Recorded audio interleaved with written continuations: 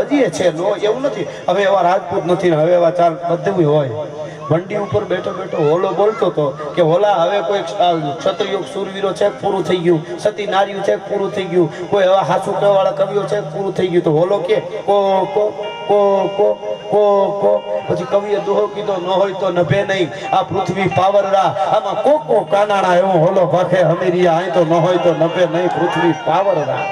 આ ધરતી કોઈ દી એમને હાવ નકરી રહી નથી પણ બધા પ્રકારના હોય હમણાં ઓલું કે ભાદરવા મહિનામાં ભીંડો ફાટેલો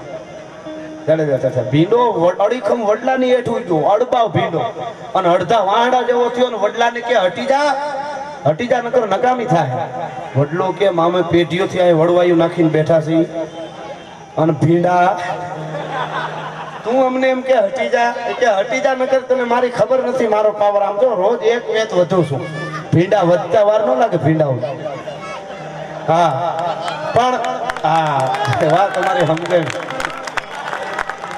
એટલે કે હટી જા એટલે ભીંડો કે હટી જા વડલો કે પણ મારે આવડું બધું પથ્થર તો કે ગમે એ થાય તો હટી જા નકર બીજી થાય વડલાએ વિચાર કર્યો કે આના સામે બીજી કરું તોય મારી ઘટે વડલા હોય ને એ ભીંડા સામે બીજી એ ન કરે એને ખબર હોય આના સામે બે એની નોંધ તો થાય ને કે આને નાને બગડી તોય ઘટે રાણા પ્રતાપ જે હતો ને એના સામે દુશ્મને અકબર બાદશાહ જેવો જોઈએ જેવો તેવો દુશ્મને ન હાલે રામની હામો પરાક્રમ હોય છે એક બાજુ દશાનંદ રાવણ જેવો દુશ્મન જોઈએ વડલો કે 1 મહિના મુદત ભીંડાભાઈ જમાનો તો જુઓ ભીંડાભાઈ એટલે કે હું મારી રીતે બધું હકેલી લે મારે આમે આવડું બધું આ વડવાયું હચવાતું નથી મારે ક્યાં ફ્લેટ લઈ લેવો છે એટલે કે હું મહિનાથીમાં હટી જાય કે કાંઈ વાંધો નહીં 1 મહિનામાં હટી જાય નકર હું ભીંડો છું અહીંયા નકામાં ખૂન ખરાબા થાય હા એટલે ધીરે ધીરે વડલાએ કીધું ખૂન ખરાબા બધું હાચું પણ ઓલા માકોડા બાંધતા હોય ને એ પેલા ખાલી જોઈ આવી છે પછી ખૂન ખરાબાની તને ખબર પડે માકોડાની ઉપમા દીધી કાંઈ વાંધો નહીં 1 મહિનાની મુદત દીધી 1 મહિનો પૂરો થયો ભાદરવો મહિનો બેઠો તો એ ભીંડાએ ઓર્ડર કર્યો તો ખાઈ જવાનો વડલાને ભાદરવો મહિનો બેઠો તો એ ભાદરવો પૂરો થયો ને આહુ મહિનો બેઠો 1 મહિનો થયો ને આહુના નોરતા ચાલુ થયા ને તો ભાદરવાના એ આખા તડકા ટેકા ને આહુ મહિનાના તડકા મીઠા ધગવા તો ભીંડો હુકાઈ ગયો વડલો તો એમને લીલો ઊભો છે ભીંડાને હુકાતા વાર ન લાગે થોડાક દી શાંતિ રાખો હા ધીરજ થોડાક દી ધીરજ રાખો ભીંડા એની મેળે હુકાઈ જાય ભીંડા કાંઈ વડલા જેવડા ન થાય હા થોડા શીશ તો ઘરે મરે પણ ખેત ને મૂકે ભાગે નહીં સો લરે સુનબદ ગદી ને ચૂકે નિરાધાર કો દેખ દિયે નાધાર નાપબલ બોલા નહીં રાજપૂતાણી પાસે બાજુમાં સામે એક કોક મલ જેવો માણસ રહે એમના પત્ની રાજપૂતાણીને ખીજવા કરે કે અમારા બાપુ હાવ ભૂખ લકડી જેવા એમ કાંઈ આ હકીકત બનેલો ખીજવા કરે તો કે હા એ છે ઈ છે હવે કઈ એમાં કઈ એને કઈ ઘી પીવડાવે એમાં ફેર પડે એવું નથી તો કે અમારા બાપુ તો આમ જો તમારો દીકરો કેવો છે એના પતિનું ઓલી બાઈ કીધા કરે રાજપૂતાણી કે મારો પતિ કેવો છે તમારો દીકરો બા હા બોડીની કે આવું શરીર અને અમારા બાપુ હાવ ટીટ મકડી જેવા આમ દુબળા બહુ એવું એમાં એક દી ઢીંગાણાનો બૂમનો ઢોલ વાગ્યો એક દી રાજપૂતને કીધેલું કે ભાઈ એમ કીધા કરે છે કે એનો ઘરવાળો બહુ લોટકો તમે હાવ દુબળા એમ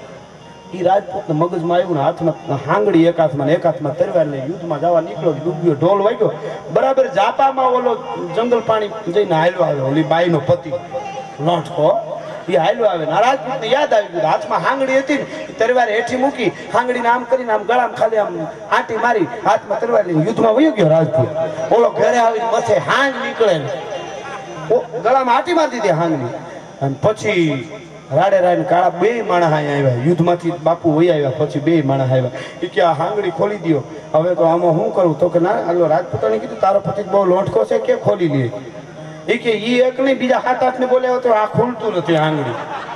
કે હવે શું કરું કે બાપુથી ખુલશે બાપુ કીધું તમે ખોલી દીધું કે આગળ મેળ ન પડે હવે પાછો ઢોલ વાગે તેથી ત્યાં સુધી હામો મળી ગયું તેથી ભલા મળે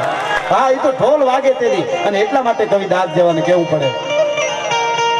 કઈ વાર ચડે કોઈ ગામના માથે ને ભૂંડિયા વાયા ઓ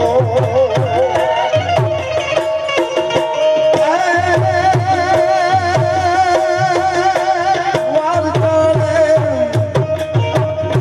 જે વાર ચડે કોઈ ગામના માથે ને ભૂંડિયા વાયા ઢોલ કવિ રાગ ભૂંડિયા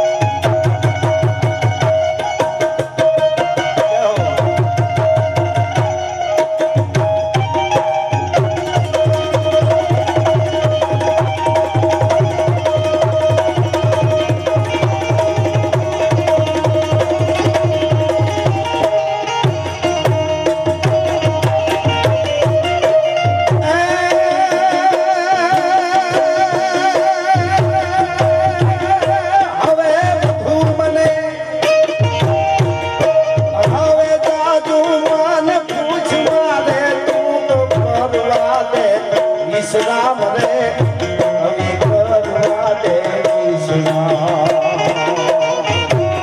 એતાના સિંદૂર એના તેરા કાર ચડી નામની માથે લે ભૂમિયા ભાગ્યા ભોગ કવિ રાજુ